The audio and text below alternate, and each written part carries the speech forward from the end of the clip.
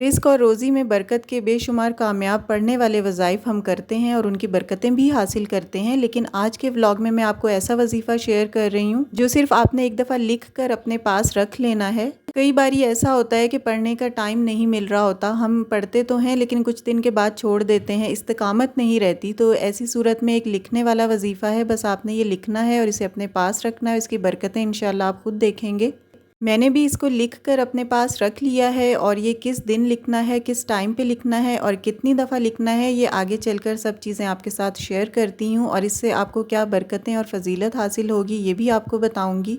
तो स्टार्ट करते हैं आज का व्लॉग। अस्सलामुअलैकुम everyone, this is Sana, welcome back again. कैसे हैं आप सब? Hopefully you are all doing very well. I am fine too, अल्हम्दुलिल्लाह।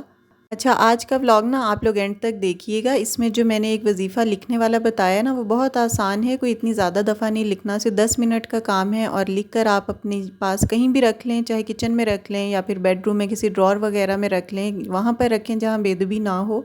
अच्छा, यहाँ पर ना मैं इम्तियाज़ से कुछ छोटी मोटी सी चीज़ें लेकर आई थी। एक तो ये बन है जो हस्बैंड को मैं नाश्ते के टाइम पे देती हूँ। दही आजकल प्रेफरेबली खा रहे होते हैं क्योंकि मौसम चेंज हो गया ना, तो सेहत के लिए अच्छा होता है दही सुबह के टाइम पे स्पेशली। और साथ आलू प्याज जो ख़त्म हो गए थे वो भी लेकर आई थी। मैं थोड़ी थोड़ी क्वांटिटी में ही लेकर आती हूँ क्योंकि करीब ही है अब तो शॉप, तो इम्तियाज़ सॉरी, तो वहाँ से लेना ना आसान हो जाता है। और साथ ही मैं भिंडी भी ले आई थी और बच्चे ना सब्ज़ी कोई भी शौक़ से नहीं खाते लेकिन भिंडी खा लेते हैं, तो मैं कुछ दिन के बाद ना ये बना लेती हूँ। अच्छा, ये वाली भिंडी जब मैंने काट के रख दी ना, इसकी मतलब ऊपर वाला जो पार्ट था सिर्फ वो मैं हटाती हूँ। जो नीचे वाला एक नोकीला सा पार्ट होता है ना, वो इतना ज़्यादा किसी किसी भिंडी का उतारती हूँ, वरना मैं ऐसे ही रहने देती हूँ। तो इनमें मैंने देखा कि काफ़ी लेस थी और इतनी वो अजीब सी लग रही थी, बिल्कुल भी अच्छी नहीं लगती। तो मैंने सोचा इनको पहले फ़्राई कर लेती हूँ, लेकिन एक दो दफ़ा मैंने पहले फ़्राई करके देखा है, उससे ना भिंडी थोड़ी ब्लैकिश सी हो जाती है और थोड़ी कुरकुरी हो जाती है, तो मुझे वो पसंद नहीं है। फिर मैंने ऐसे ही इसे सालन में डाल दिया था, लेकिन पकने के बाद ये ठीक हो गई थी। यानी एज सच कोई इसमें लेस वगैरह नहीं थी, जैसे नॉर्मली बनती है ना वैसी ही बनी थी। भिंडी यूजुअली अकेली ही बनाई जा रही होती है, इसका कोई दोस्त नहीं होता, यानी आलू वगैरह इसके साथ नहीं जाते। लेकिन एक दफ़ा ना कराची मैंने अपनी फ्रेंड के घर खाई थी, तो उसकी अम्मी ने ना इसमें भिंडी और आलू मिक्स करके बनाए हुए थे, तो मुझे तो वो भी बहुत अच्छे लगे थे। और आप लोगों में से किस किस ने भिंडी और आलू का कॉम्बिनेशन बनाया हुआ है? मैंने एक दफ़ा बनाया था और अच्छा लगा था मुझे तो।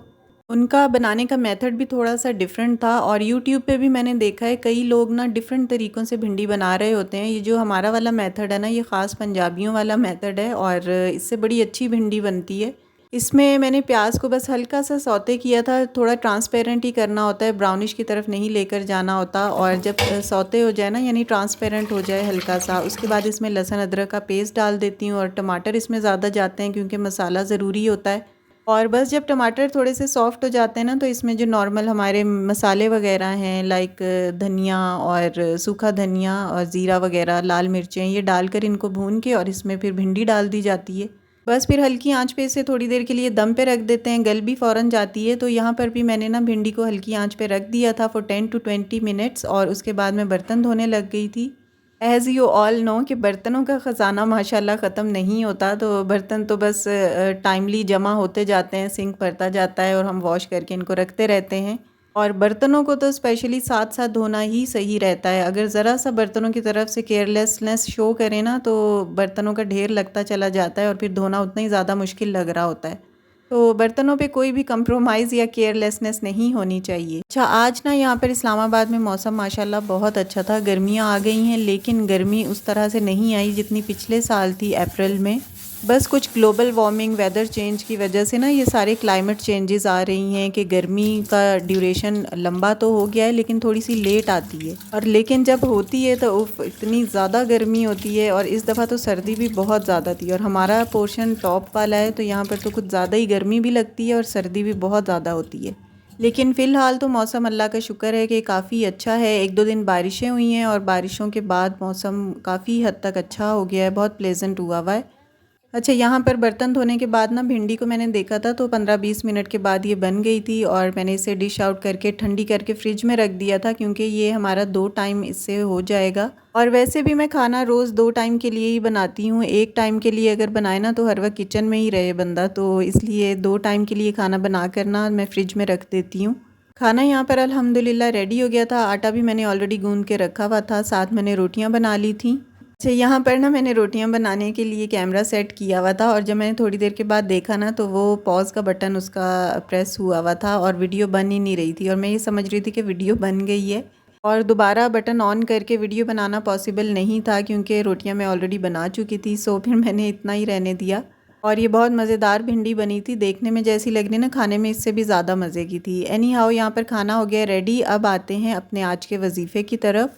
ये वाला वजीफ़ा रिस्क में इजाफे और बरकत का वजीफ़ा है और इसमें पढ़ना कुछ नहीं है, आपने जस्ट लिखना है। यहाँ पर ये मेंशन हुआ हुआ है, आप इसका स्क्रीनशॉट ले लें या इसे जूम करके देख लें। बस मोहम्मदुर रसूलुल्लाह अहमदुर रसूलुल्लाह ये आपने 35 टाइम्स लिखना है। बाद नमाज जुम्मा यानी जुमे की नमाज़ पढ़कर आपने ज़ोहर की नमाज़ जो आप घर पे पढ़ते हैं जुमे वाले दिन, वो पढ़कर आपने 35 टाइम्स लिख लेना है या लिखवा कर अपने पास रख लेना है और इंशाअल्लाह अल्लाह ताला गैब से आपको रिज़्क़ अता फ़रमाएगा।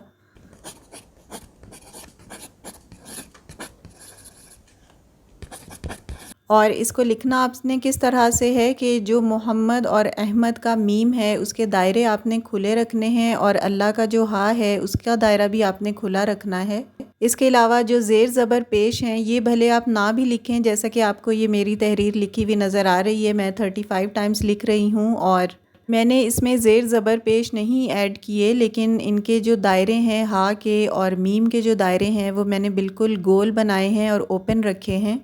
ये कुछ एहतियातें हैं जो आपने करनी है लिखने से पहले। और स्टार्टिंग में आप बिस्मिल्लाहिर्रहमानिर्रहीम लिख लें 35 टाइम्स पूरा आपने अच्छे तरीके से इसको लिखना है, कोई मिस्टेक ना हो। जुम्मे की नमाज़ ज़ोहर की नमाज़ पढ़ने के बाद आप इसे लिख लें, नहीं लिख सकते तो आप किसी से लिखवा कर अपने पास रख लें। इस पे मेंशन है कि इंशाल्लाह ये लिखने के बाद अल्लाह ताला आपको गैब से रिज़्क़ अता फ़रमाएगा जहाँ से आपको गुमान भी नहीं होगा।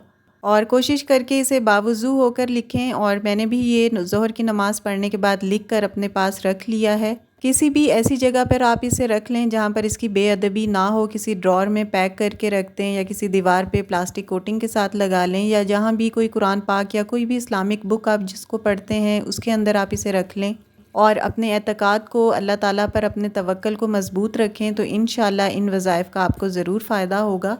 और जो भी चीज़ें मैं आपको बताती हूँ वो मुझे जो लगता है कि आसान है और आप लोग आसानी से कर सकते हैं, लिख सकते हैं या पढ़ सकते हैं, वही मैं आप लोगों के साथ शेयर भी करने की कोशिश करती हूँ। तो मैंने ये फ्राइडे वाले दिन लिखा था, वो लिखते ही मेरे जहन में ख़्याल आया कि मैं इसको भी शेयर कर देती हूँ ताकि मेरी यूट्यूब की जो प्यारी सी फैमिली है वो भी इससे फ़ायदा उठाएँ।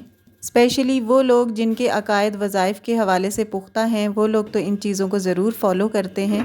बिल्कुल मेरी तरह मैं भी इन चीज़ों को बहुत ज़्यादा अल्हम्दुलिल्लाह फ़ॉलो करती हूँ। अगर कभी ना भी पढ़ा जाए ना, लेकिन इन चीज़ों पर एतक़ाद तो मेरा बहुत ज़्यादा पुख्ता है और होना भी चाहिए हर मुसलमान का, क्योंकि ये अल्लाह ताला के सिफ़ाती नाम होते हैं, सूरतें वग़ैरह होती हैं जो हम वज़ाइफ़ की सूरत में डेली बेसिस पे एक मुकर्ररा मिक़दार में पढ़ रहे होते हैं।